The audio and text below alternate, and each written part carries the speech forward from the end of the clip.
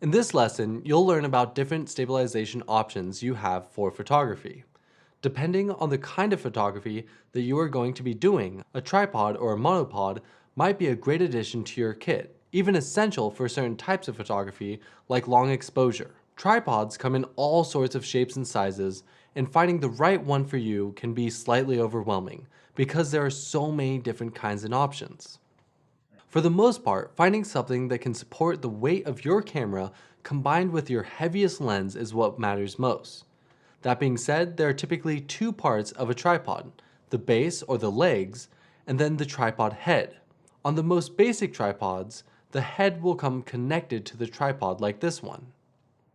The tripods with a removable head allows you to swap out or upgrade either the legs or head. Regardless, what the tripod provides is a stable base and the ability to leave your camera in one spot and really compose the exact frame that you want without having to hold it there in place. Some things to consider as you look around at tripods is how tall can they get? How heavy are they? How small do they get when they fold up? Tripods will range from fairly reasonable prices between $25 to $100 to crazy expensive carbon fiber versions that are over $300. Honestly, I've used very cheap tripods and very nice tripods, and at the end of the day, they all get the job done. Some are better for traveling since they are lighter and more compact, while others are better for studio work because they can get a bit taller. If you need it for taking photos of a model, I recommend getting something that can get up to at least 6 or 7 feet high, so you have the option of looking somewhat downwards at your subject. Now besides the legs, I mentioned the tripod heads. There are two most common types, the ball head and the fluid head. Fluid heads are more common for videographers, where a ball head is more typical for photographers.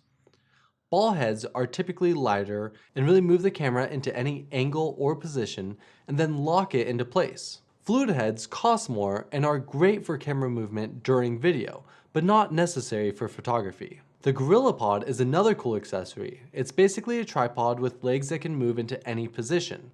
It's really compact and very versatile, great for attaching to specific places like a chair or railing. For backpacking or traveling, it works great because it's so compact, but it's also not necessary all the time. Sometimes a backpack or book is perfect for propping your camera up. Lastly, we have monopods, which are basically one-legged tripods, so they can't stand up by themselves, but they do provide support and stabilization. They're typically used when you need to be mobile but have a really big telephoto lens that if you are carrying around all day starts to get really heavy, or if your lens is just too large to shoot handheld. You'll see this with sports photographers and their huge lenses. They're good if you just want something to rest your camera on as you move around and are a bit more compact since they only have one leg and are fairly light. In terms of brands, Manfrotto is definitely one of the most common brands out there and highly rated. But there are plenty of other companies out there making quality products like Ravelli, Zomai, and Francière. I would advise doing some research first, seeing what makes sense for your budget, and going from there. A decent tripod should last you a very long time, but some of the cheaper plastic ones will start to fall apart if you are using them every day.